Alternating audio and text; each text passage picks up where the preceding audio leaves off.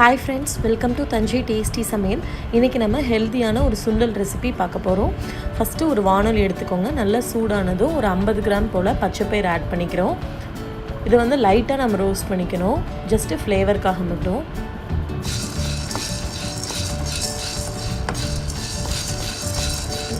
இப்போ ரோஸ்ட் ஆனதும் ஒரு பாத்திரத்தில் எடுத்து வச்சிடலாம். அடுத்ததாக புழுங்கல் அரிசி எடுத்துக்கிறோம். இது வந்து ஒரு 75 கிராம். அது 50 கிராம்னா இது ஒரு 25 கிராம் ஜாஸ்தி எடுத்துக்கோங்க. இதையும் லைட்டாக ரோஸ்ட் பண்ணிக்கோங்க. அடுத்ததாக ஒரு பாத்திரத்தில் தண்ணி சுட வச்சுட்டு அது நல்லா கொதித்ததும் பச்சை பயிர் ஃபஸ்ட்டு ஆட் பண்ணுறோம். ஏன்னா பச்சை பயிர் தான் வேக லேட் ஆகும். இது ஒரு 70% வேகிறப்போ நம்ம அரிசி ஆட் பண்ணிக்கலாம். இப்போ எப்படி வெந்துடுச்சுன்னு உங்களுக்கு தெரியும்னா பச்சை பயிர் கொஞ்சமாக எடுத்து லைட்டாக சாப்பிட்டு பாருங்கள். கிறிஸ்பியாக இல்லாமல் கொஞ்சம் சாஃப்டாக இருந்ததுன்னா வெந்துருச்சுன்னு அர்த்தம். அந்த ஸ்டேஜில் நம்ம அரிசி ஆட் பண்ணிக்கலாம்.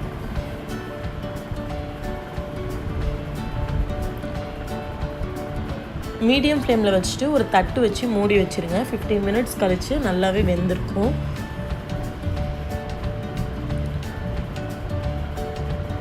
இப்போ பார்த்திங்கன்னா அரிசி வந்து இன்னும் கொஞ்சம் வேகணும். ஸோ அப்படியே விடலாம். இந்த ஸ்டேஜில் நம்ம உப்பு ஆட் பண்ணிக்கலாம்.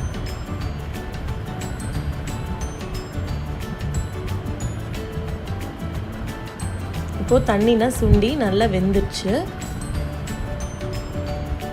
இப்போது வடிகட்டிடலாம்.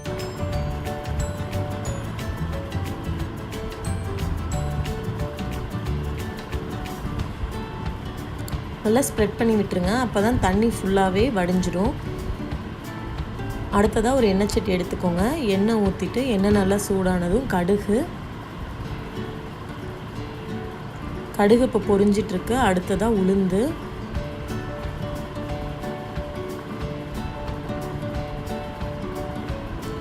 எல்லாமே மீடியம் ஃப்ளேமில் வச்சுக்கோங்க, இல்லாட்டி ரொம்ப கருகிடும்.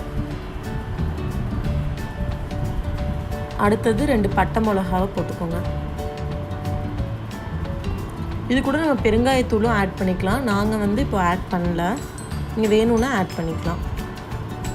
அடுத்தது கருவேப்பிலை. அடுத்ததாக நம்ம பச்சை பயிரும் அரிசியும் போட்டுடலாம். எல்லாத்தையும் ஆட் பண்ணிவிட்டு நல்லா கலந்து விட்டுருங்க.